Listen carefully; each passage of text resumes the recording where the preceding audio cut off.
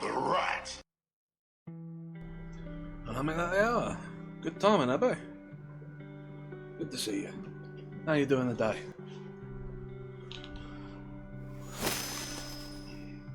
And another Michael Amp's favour, of course. Oof. Only to be expected at this point, I suppose. Right, well, let's do that. Well, my mind is on task. Up the lucky number 17. I don't know why I keep saying lucky number, but I think it's a bit, at this point it is a bit, so I shall continue to treat it as such.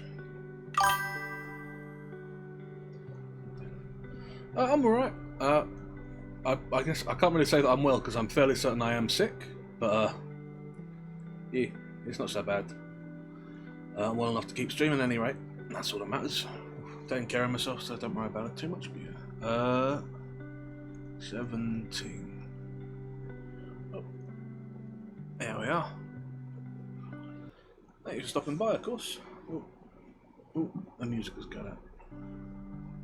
And it's back. Oh, and there I go. And there I'm back. Strange world. Yeah. Hope you're doing well, Abby. I do always appreciate you stopping by. Now, what are we up to? The rat! Hey, Blake, good to have you. Ooh. What are we doing? What are we doing? So, with Mark first, there is no new followers since last week, no badges today, because like I said, I've been a little bit ill, so I've just been taking it easy. Kind of staying casual, staying cool, because it is again very, very hot. Whatever we did, or whatever's going on with the sun and the imbalance, whatever, still sweating. But yeah, just taking an easy day. No new books today, so I'm going to show you on that front. So yeah, what am I meant to do? I guess I should be talking about cursed items or whatever. Hey Blake, good to have you. I really got to get like better at planning a little intro segment where I have something more than just, oh, what am I meant to be doing for 10 minutes while I like buy time for people who rather want to hear the whole book. Oh well. What do I have to talk about today? Normally I just do whatever has been sort of happening lately, but I've just been stuck in here really. Not done much today. What's your end? I guess I got the gun. Sure, let's talk about magic weapons. Why not? Or cursed weapons, I guess. There's a fair number of them, and I've got to say, about 80% of them, swords. Don't know why. Just these. Lamp has said some stuff about it, symbolic importance and so but you know. I just think people like swords. But yeah. Sort of hard to narrow down what makes a sword cursed versus not cursed, because if you've got a magic sword, you're going to kind of want to magic it so it does more damage to people, right? Because it's a weapon, that's the point of it. And so there's sort of some distinction. Generally though, anything that does damage to the person who's holding it, that's cursed. And then some things that, depending on the way they do damage to the people who get cut by it, is also cursed. I'm not entirely clear on the specifics. There's like, I've read a few different memos by different wizards about the subject. They're all, you know, wizards. Actually, let's talk about wizards for a bit. I don't talk about these guys much, but I want to complain, so I'm going to complain. Because I'm sick and I'm going to take advantage of that fact to do what I want and get away with it. So, wizards. I can't stand these wizards. Never met a single one of them, but reading through their records, seeing the way they lived, seeing their attitudes, hate these guys. For one thing, every document I've ever found written by a wizard, so much longer than it needs to be. They'll never use one word when they could say 10, and they'll never say 10 when they could do 1,000. And they'll never use 1,000 words when they could draw an incredibly complicated diagram that nobody who hasn't had 20 years of education in their specific field can understand. Lord, what's the point of them? What is the point of them? But yeah, and then of course, the fact they have this giant underground repository of knowledge that is just a kept secret from the world. Not a great thing. A lot of stuff in here. Many of the things that are here are artifacts that are fairly certain are from different cultures that the wizards just nicked. You know, didn't seem to respect any different traditions. There are magical traditions other than the one that wizards here followed, which they didn't accept people from. Oh, I'm disappearing again. Wizards. See, magic is just sort of full of assholery. There we go, back. There. You know, hated those wizards. And of course they got themselves all killed, and now they left their big library here with all this mess. And who's to clean it up? It's just me and Lamp. And much as I yell about Lamp, I mean, I feel bad for him too. They did him pretty roughly. I mean, he was a wizard too at one point, so it's quite probably he was a dick back then. And he's still kind of a dick now, but you do also have to feel bad for him. Yeah. It's just me and him. I never did any of this stuff, and I don't deserve it. And I'm God's poorest little creature. Me, the SkitterSkreetch. But what are you going to do about it, you know? Here's what it is. Right. That's 5 minutes complaining about wizards. I thought I'd have more to say, really. But no. I just don't dwell on them enough. I do really dislike them, but I just don't think about it enough time for it to be relevant. And I also don't want to go back to the cursed items. I'll be honest, I find the cursed items a bit dull, really. You think they'd be interesting, because, you know, they're like magical items and powerful and everything, but I guess I just live with them all the time, so it just becomes this sort of dull process, right? Like, it's like talking about the street you live on, like cobblestones or whatever, right, you know? Like, sure, there's probably, like, people who are fascinated in the history of different cobblestones and the cuts and the makes, but, like, right? Yeah. So what are we doing today? What are we doing? Let's talk about the book a bit, because, not these ones, not that, that's not a book page, these ones, here we are. Like I said, I'm not feeling super up to much today, because, a bit under the weather, so what I'm going to do is I'm just going to do a quick short one today. And there's a couple of these that sort of fit the bill. Oh, it disappeared again. Don't know why I'm doing that. The two shortest ones here are The Real Right Thing, that one right there at the bottom, which is only about 12 pages, and then Sir Edmund Orme, which is 25. Now, for some context, one of these stories by Henry James is about 30 pages, took me about 2 hours. So, even the 25 page one, which is the second shortest one, is probably going to be an hour and 40 minutes, which is maybe a bit much. So I'm probably just going to do The Real Right Thing, which is probably about an hour's worth of text. And I'll take my time with it and maybe try and, you know, like read it a bit more emphatically and make it a bit more of a show. And have that be our one today. So that's what we're in for today. Well,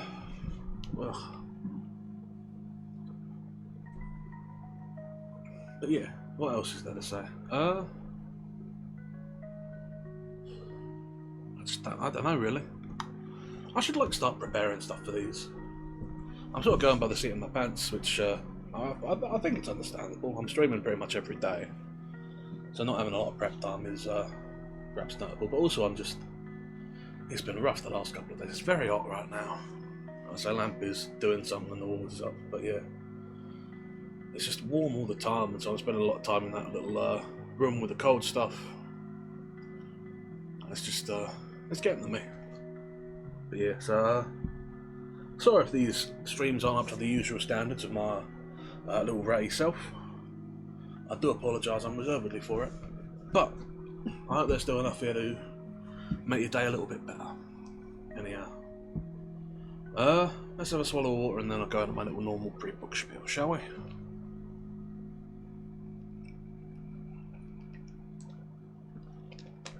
And we'll try and move this one with some gravity.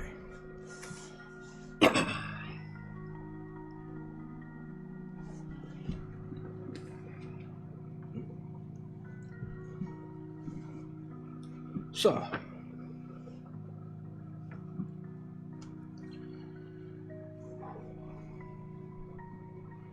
as always, if while I'm reading this you happen to miss part of the text, either because I've stumbled over my words slightly or there's been a small technical error and something has been skipped, do let me know.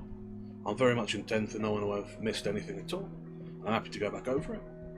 If you have thoughts, questions, comments, also let me know.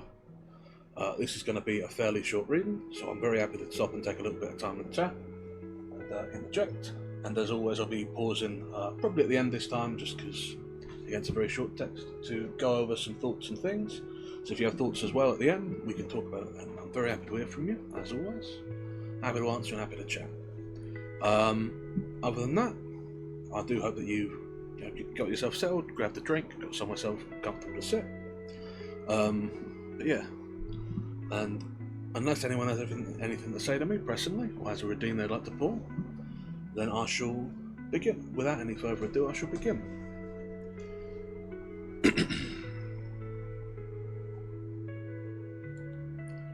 The real right thing. When, after the death of Ashton Dawn, that 3 months after George Withermore approached, as the phrase is, on the subject of a volume, a communication comes straight from his publishers, who had been, and indeed much more, Dawn's own. But he was not surprised to learn, on the occurrence of the interview, they next suggested that a certain pressure as to the issue of a life had been applied them by their late client's widow. Dawn's relations with his wife had been to Withermore's knowledge a special chapter, which would present itself, by the way, as a delicate one for the biographer. But a sense of what she had lost, and even of what she had lacked, had betrayed itself on the poor one's part from the first days of her bereavement, sufficiently to prepare an observer at all initiated for some attitude of reparations, some espousal even exaggerated, of the interest of a distinguished name. George Withermore was, as he felt, initiated. Yet what he had not expected was to hear that she had mentioned him as the person in whose hands she would most promptly place the materials for a book.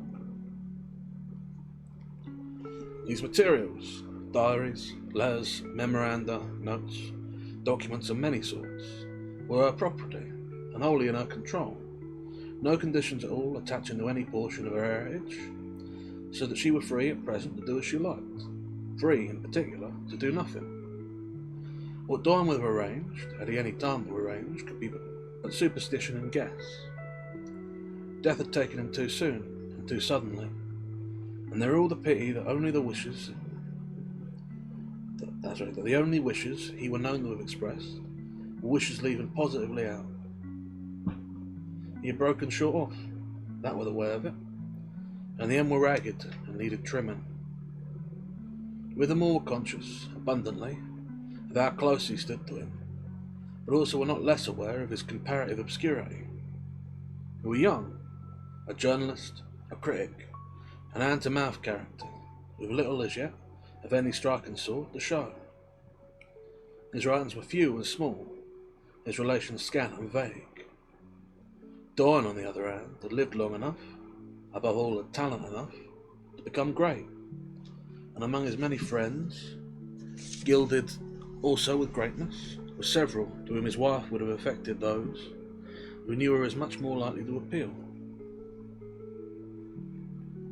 The preference she had, at all events uttered, and uttered in a roundabout, considerate way, but left him a measure of freedom, made our young man feel that he must at least see her, and there would be a good deal of to talk about. He immediately wrote to her, as she promptly named an hour, and they had it out. But he come away with his particular idea immensely strengthened. She was a strange woman, and he never thought her agreeable. Yet there was something that touched him now in her bustling blundering zeal. She wanted the book to make up, and the individual whom, of her husband said, she probably believed she might most manipulate, were in every way to help her do so. She hadn't taken Dawn seriously enough in life, but the biography should be a full reply to every imputation on herself. She had scantly known how such books was constructed, but she had been looking and had learned something. It alarmed Withermore a little from the first to see that she had wished to go in for quantity. She talked of volumes, but he hadn't his notion of that. My thoughts went straight to you, as his own would have done, she had said almost as soon as she rose before him, there in her large array of mourning, with her big black eyes, her big black wig, her black fan and gloves, a general gaunt, ugly, tragic, but striking, and as it might have been thought from a certain point of view, elegant presence. You were the one he liked most, oh much, and it had quite sufficed to turn Withermore's head. It little mattered that he could afterwards wonder if she had known Dawn enough, on account of that, to be sure. Hey Nesca, good to have you. Just to catch you up, short reading the day, probably about an hour. The Real Right Thing. We're about a page in. Notable author has died. An acquaintance of his, who was a friend but not a super close friend, has been asked to write his biography by his widow, who everyone is a little bit suspect of, over several other more notable authors who are his friends. And that's where we're at. Yeah, thank you for stopping by. I appreciate it. You're a little mad that he could afterwards wonder if she had known Dawn enough, when it come to that, to be sure. He would have said for himself, indeed, that a testimony on such a point could scarcely count. Still, there were no smoke without fire. She knew at least what she meant, and he weren't a person she could have an interest in flattering. They went up together without delay, to the great man's vacant study, at the back of the house, and, looking over the large green garden, a beautiful and inspiring scene, the poor Withermore's view, currently expensive row. You can perfectly work here, you know, said Miss Doyle. You shall have the place quite to yourself. I'll give it all up to you, so that in the evenings in particular, don't you see, it'll be a perfection for quiet and privacy. Perfection indeed, the young man felt as he looked about, having explained that, as his actual occupation were an evening paper in his earlier hours, for a long time yet, regularly taken up, he should have to come always at night. The place was full of their lost friend. Everything in it had belonged to him. Everything they touched had been part of his life. They were all at once too much for Withermore, too great an honour, and even too great a care. Memories, still recent, come back to him, so that while his heart beat faster, and his eyes filled with tears, the pressure of his loyalty seemed almost more than he could carry. At the sight of his tears, Mrs. Dorn's own rose to her lids, and the two for a minute only looked at each other. He half expected her to break out, "Oh, help me to feel as I know you know I want to feel." And after a little, one of them said, with the other's deep assent, it didn't matter which, "It's here that we're with him." But it was definitely the young man who put it, before they left the room, that were there he were with themselves. The young man began to come as soon as he could arrange it, and then it were, on the spot, the charmed stillness between the lamp and the fire, with the curtains drawn, that a certain intenser consciousness set in for him. He escaped from the black London November.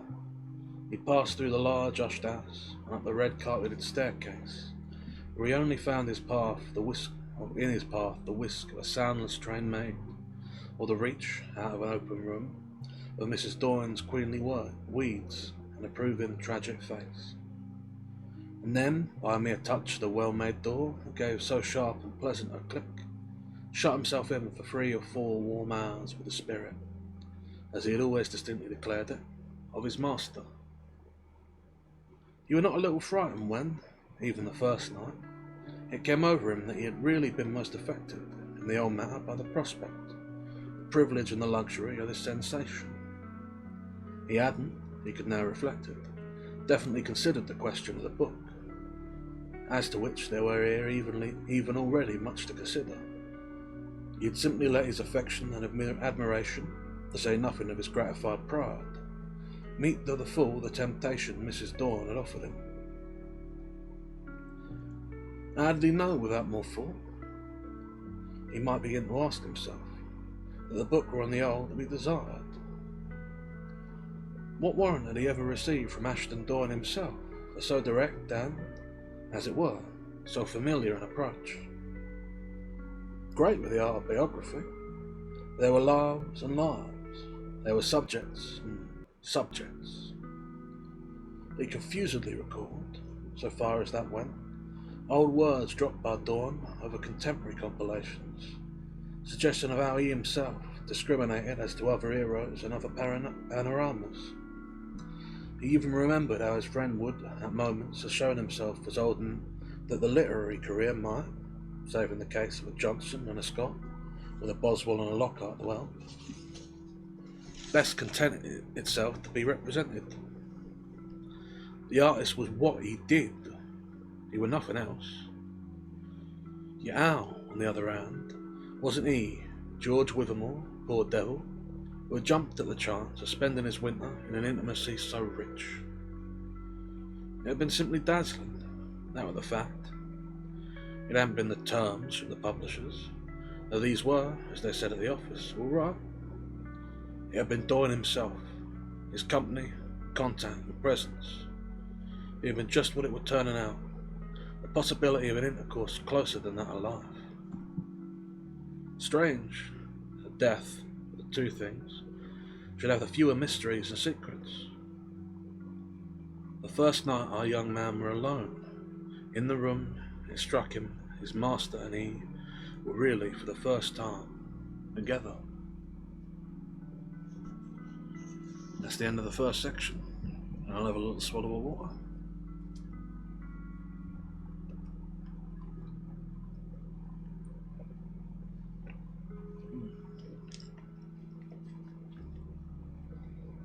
And as we are again in for a fairly brief reading today, I will take a moment to do a little bit of commentary and mention that as to biography, it does occur to me that there's something to be said about the nature of it, about the question of what an artist is and what they are after their own death. How much of a person's life matters compared to their work. There's a lot of talk at recent of separating the art from the artist, of appreciating a work despite the ill character of its creator. But to a certain extent you never really can. No one creates entirely separated from their own history. And there are works of fiction, and there are other types that, without the context of the lives of their authors, become very dreadfully dull. I'll take a moment here to give an example that's a favourite of mine. The Catcher in the Rye is, on its surface, and at the face of the thing, a dreadfully dull novel. The main character is not particularly appealing, and in many ways it seems facile, almost childish, lacking depth. Holden Caulfield is not a particularly appealing character. And the author himself was very famous for his belief that a work should only be judged by the face of it, should be judged only by what is on the page. And I never appreciated that novel for years, because I thought much of the same. There wasn't much to it, it was simple, childish, a little naive. Read it once and never went back to it. And then I learned that its author were among the very first American servicemen to ever see service in the Second World War. Of about 4 years of service, he saw some of the worst fighting in the trenches on the front lines, liberated a number of the worst of the concentration camps, and then he came back home and he wrote The Catcher in the Rye.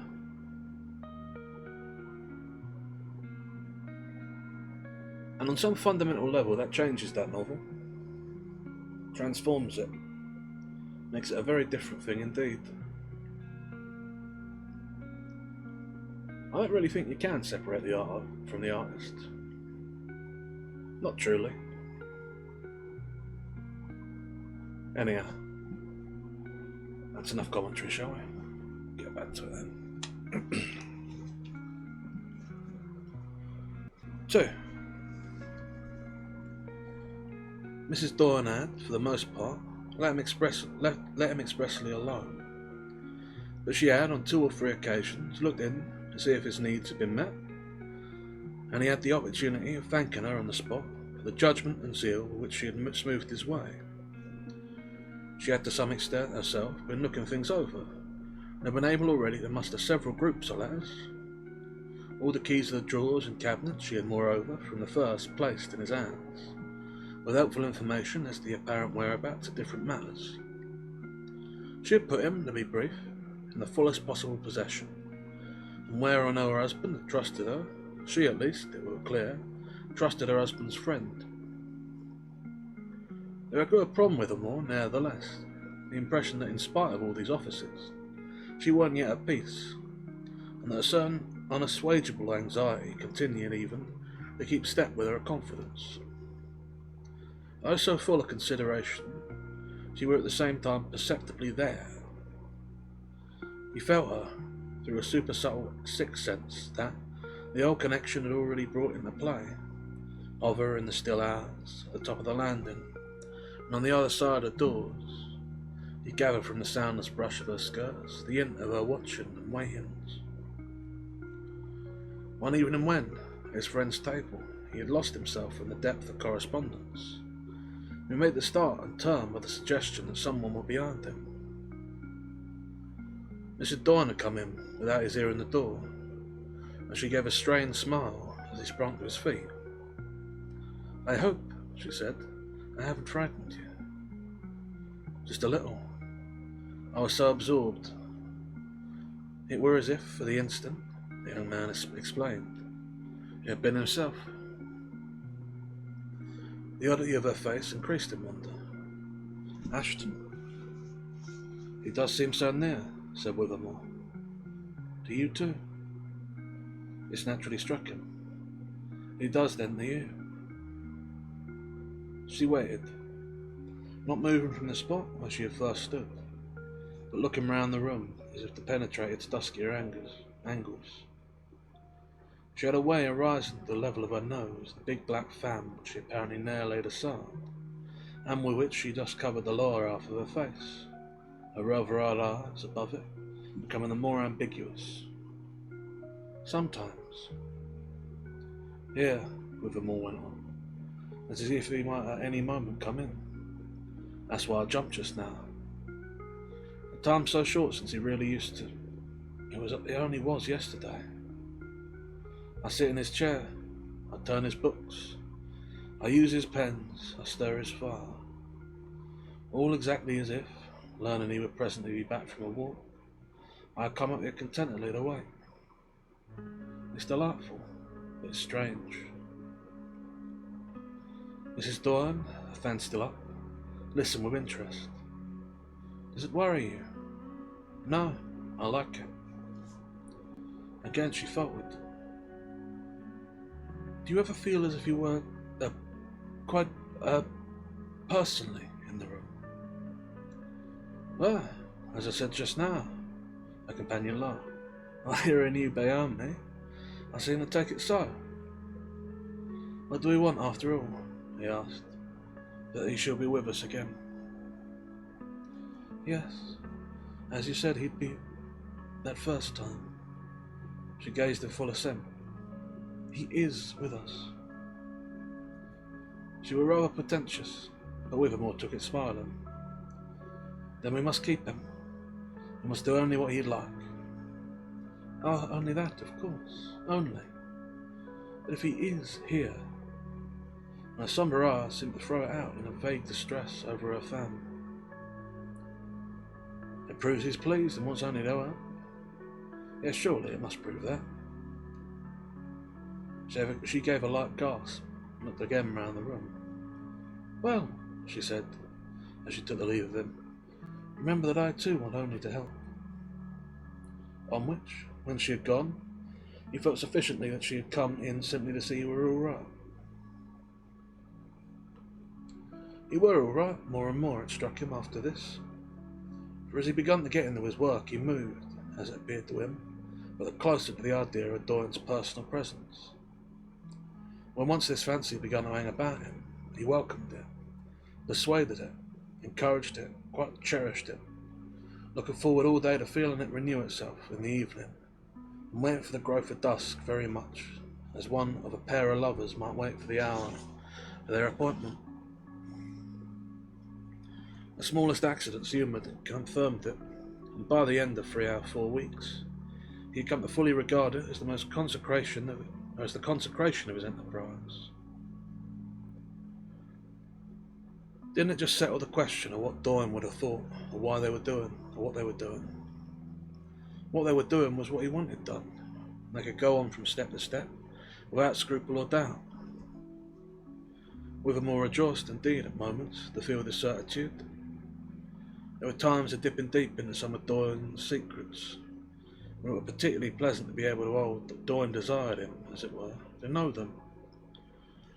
He were learning many things he hadn't suspected, drawing many curtains, forcing many doors, reading many riddles, going in general, as they said, beyond almost everything. He were at an occasional sharp turn of some of the duskier of these wanderings beyond, that he really, of a sudden, most felt himself, in the intimate, sensible way, face to face with his friend, so that he could scarce have told, for the instant, if their meeting occurred in the narrow passage, tight squeeze of the past, or at the hour or in the place that actually held them. Were it a matter of 67, or but the other side of the table. Happily, at any rate, even in the vulgarest light publicity could shed, it would be the great fact of the way that Doyen were coming out. He were coming out too beautifully, better yet than such a partisan as Withermore could have supposed.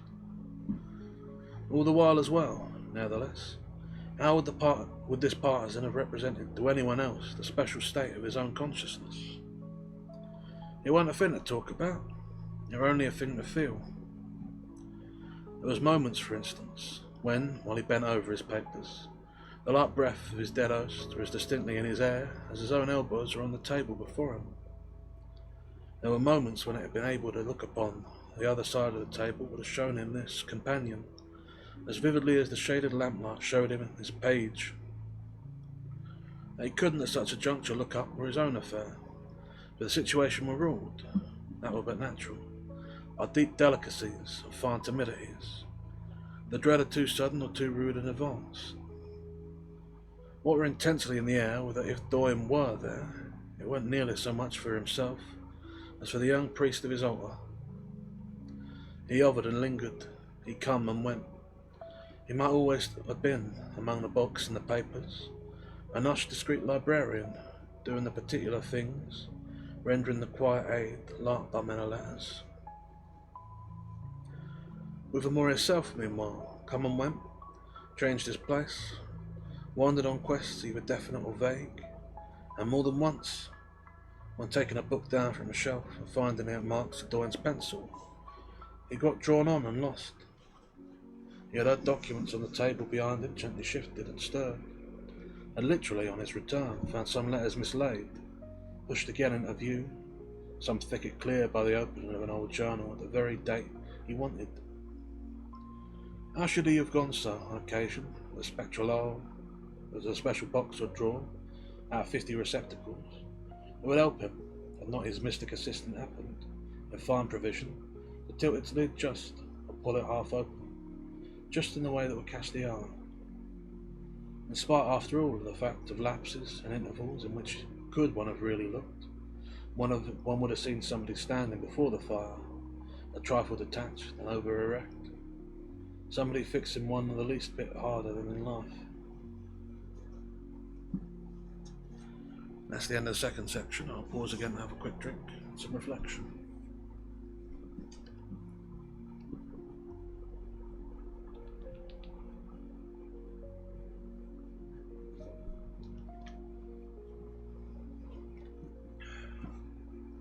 The nature of haunting is strange.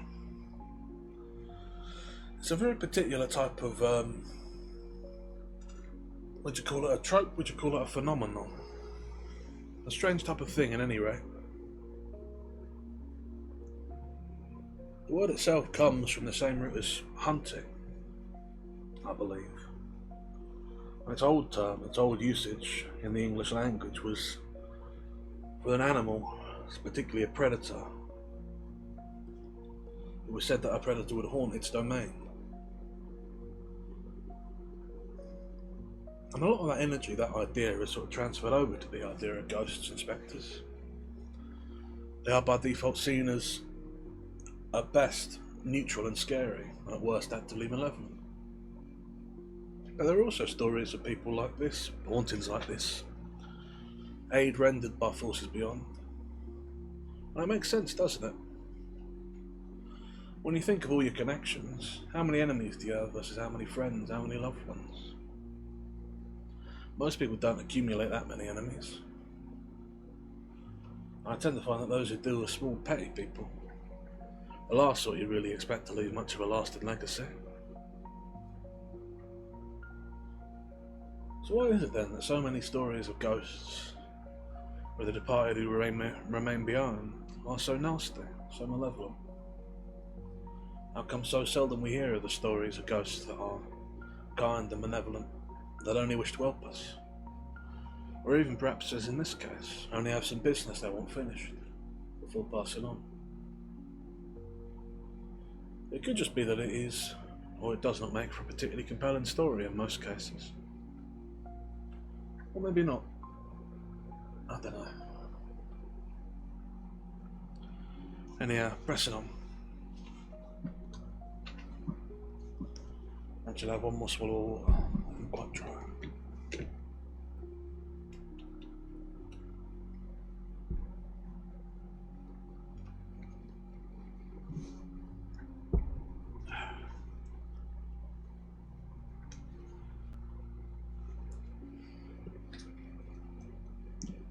That this auspicious relation had, in fact, existed, and continued for 2 or 3 weeks, was sufficiently shown by the dawn of the distress of which our young man found himself aware of having, for some reason, from the close of a certain day, begun to miss it.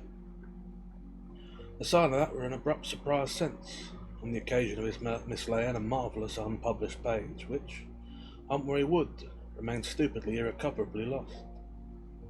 His protected state were, we've all said, exposed to some confusion and even to some depression.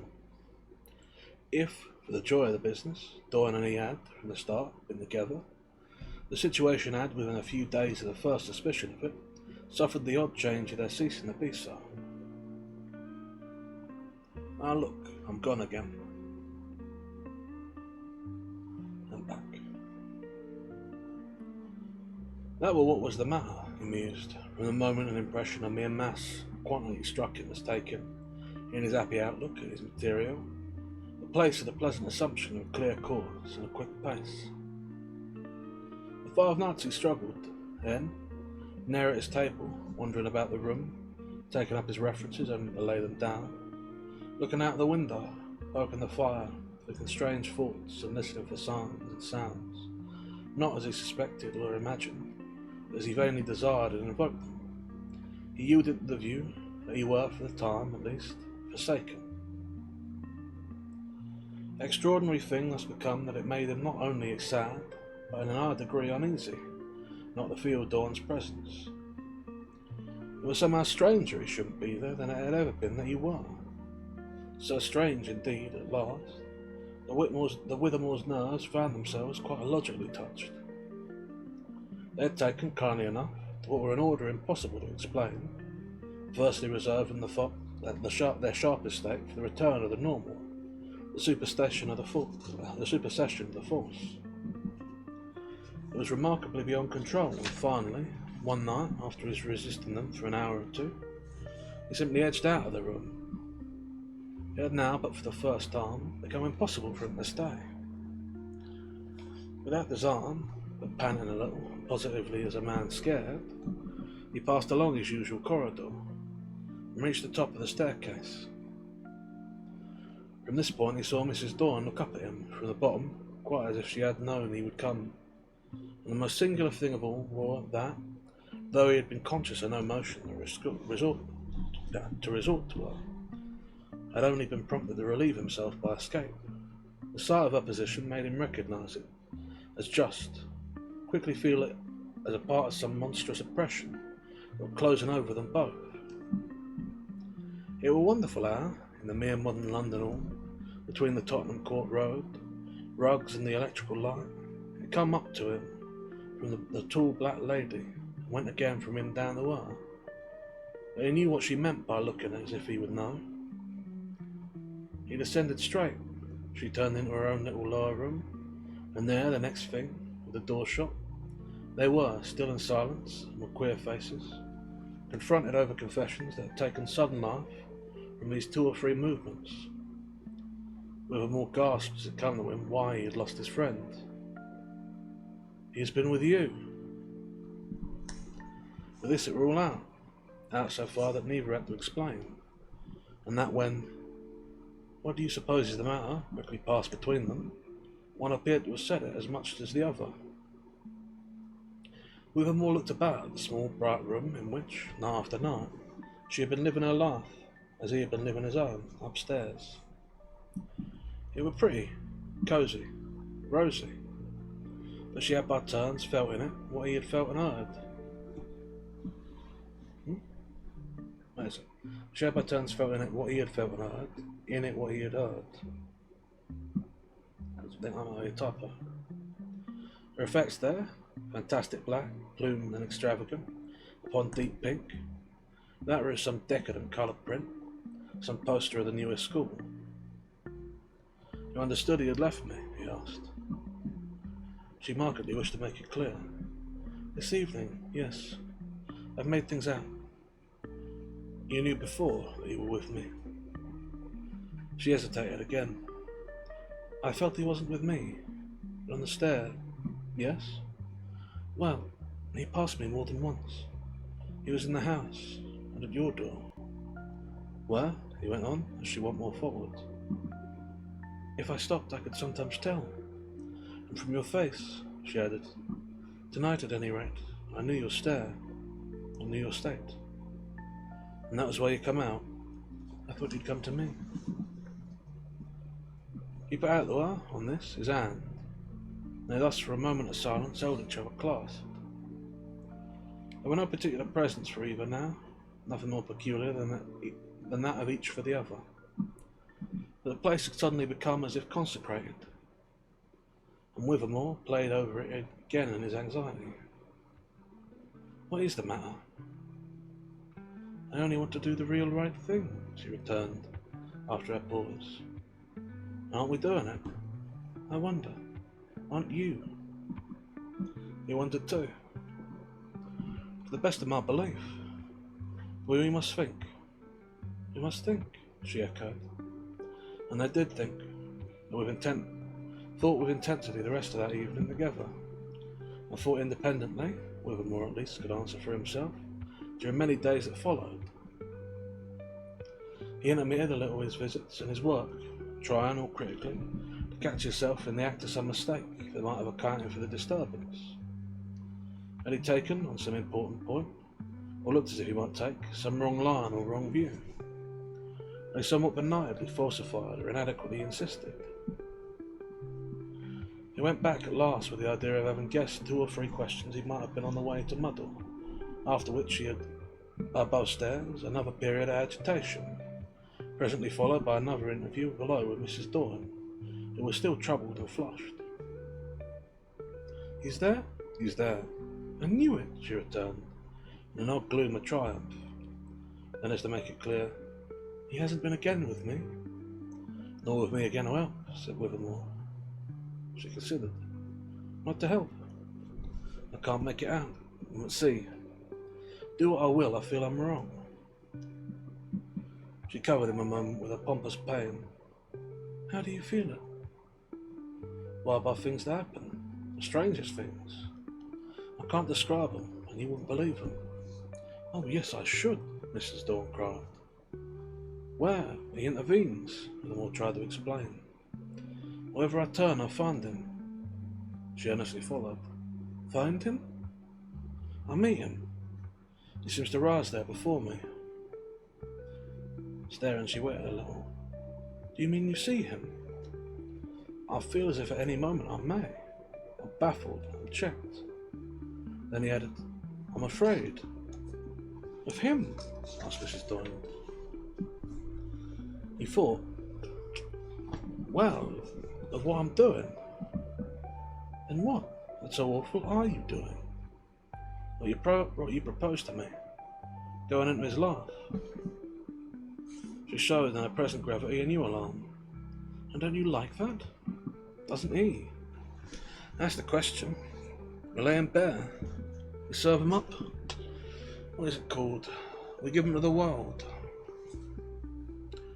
Poor Mrs. Dorn, as if on a menace to her hard atonement, glared at this for an instant in deeper gloom.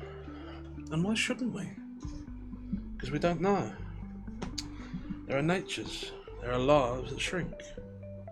You mayn't wish it, said Withermore. We never asked him. Hey, Fair enough, I appreciate it. I'll probably do that. Nostrovia, your elf.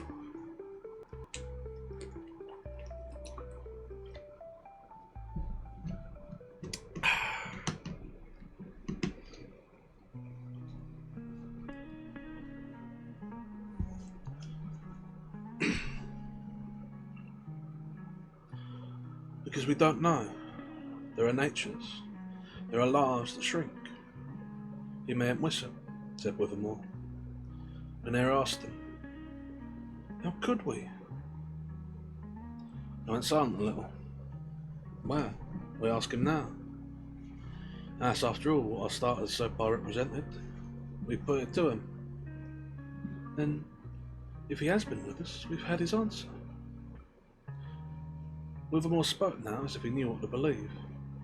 He hasn't been with us. He has been against us. And why did you think? Well, I did think at first. That's what he wishes to make us feel in his sympathy. Because I was in my original simplicity mistaken. I don't know what to call it. So excited and charmed that I didn't understand. I understand at last. He only wanted to communicate.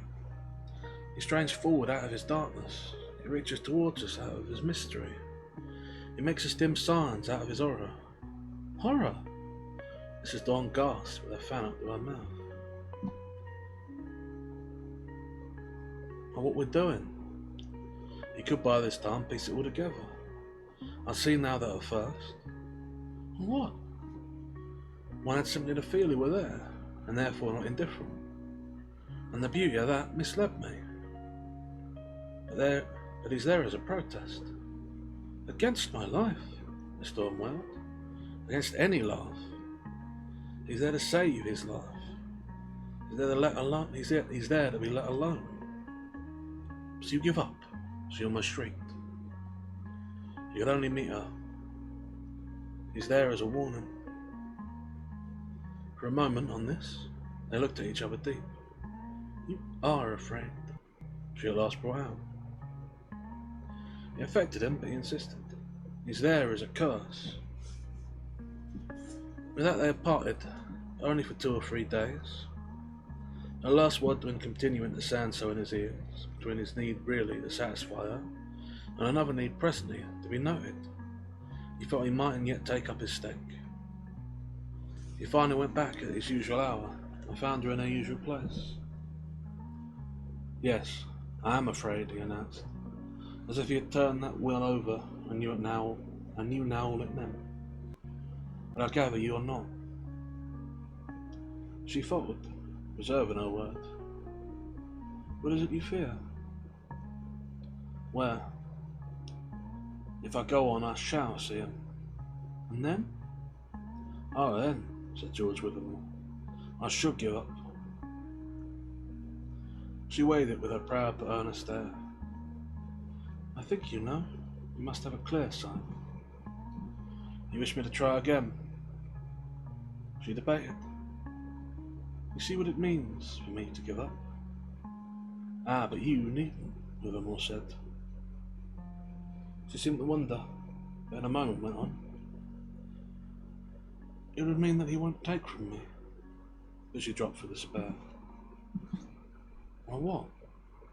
Anything, said poor Mrs. Dawn. He faced her a moment more. I thought myself with a clear sign. I'll try again. As they were leaving her, however, she remembered. I'm only afraid that tonight there's nothing ready. No lamp and no fire. Ne'er mind, he said, at the foot of the stairs. I'll find things. But she answered that the door of the room would probably, at any rate, be open, and retired again as to wait for it. She hadn't long to wait, though, with her own door wire, and her attention fixed. She may not have taken the time, quite as it appeared to her visitor. She heard him, after an interval, on the stair, and he presently stood at her entrance, where, if he hadn't been precipitate, but rather a step and sound, backward and vague, he showed at least as livid and blank. I'll give up.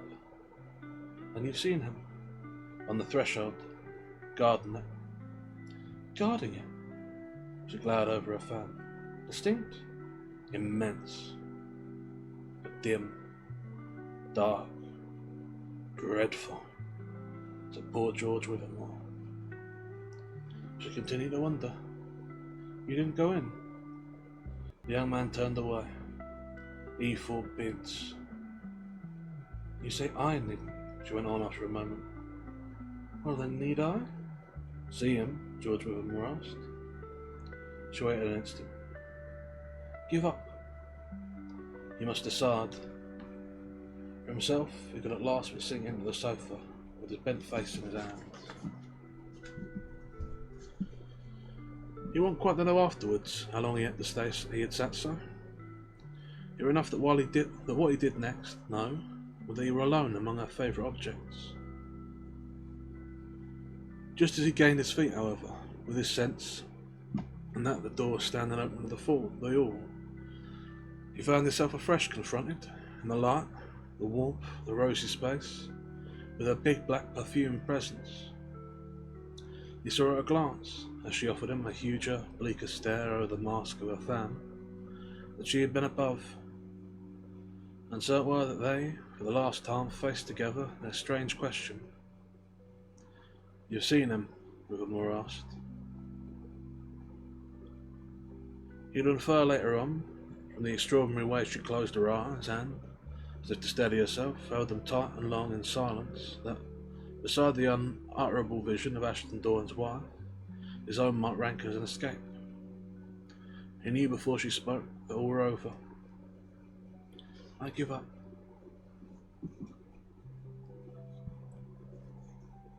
That's the end of the real right thing. Let me just kill this bot real quick. Alright.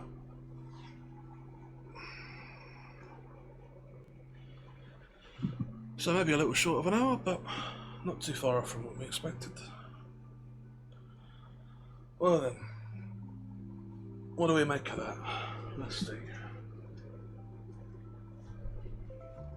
Again, I sort of speak to the point I made after the second prep. Actually, let me have a quicker drink of water.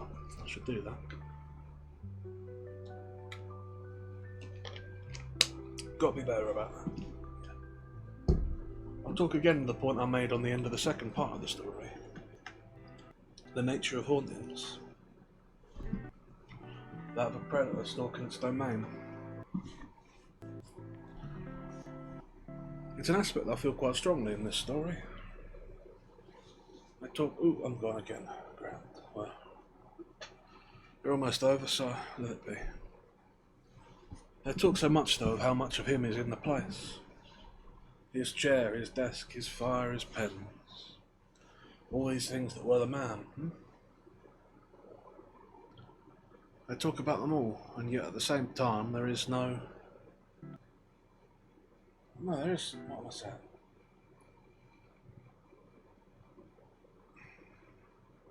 What I'm saying is that the nature of these things, the place to be in himself, his presence is everywhere, lingers over the place.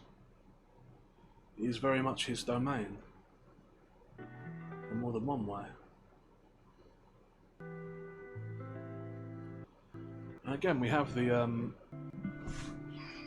do you call it, the nature of the unpleasant haunting is coming up again, as being the prevalent.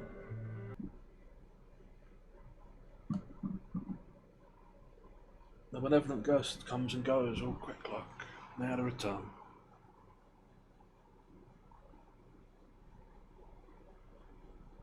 And then the story strikes me too, the real right thing. The ways in which we try to honour and please the dead, never knowing their own particular wishes really, unless they have laid them down. And even then not knowing how out of date those wishes might be.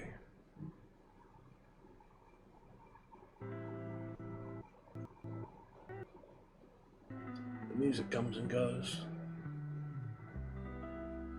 I feel almost a ghost myself.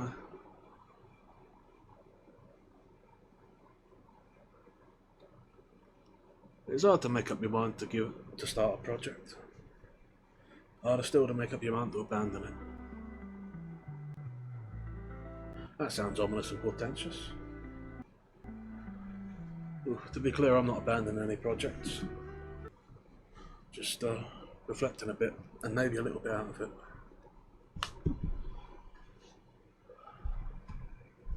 I don't realise how much streaming takes out of me normally. I generally enjoy it. But it is taking more out of me while I'm sick and I'm noticing it, which is a shame, because I'd love to be doing it more. It's normally my favourite part of the day. But yeah. An odd story. Quite limited in its scope, really. Almost more a character study than a full story in and of itself. For all that it took us a whole hour to get through. Still, the ads are about to start and I don't have enough to fill out the old ad break. So I suppose we'll call it there. I do thank you all for stopping by and I hope you have a lovely rest of your day. Up to the start and end of my next stream, of course, as we've established, where you will need to return for my blessing. I thank you all so much for stopping by and I hope you have a lovely time. And as always, ta-ra.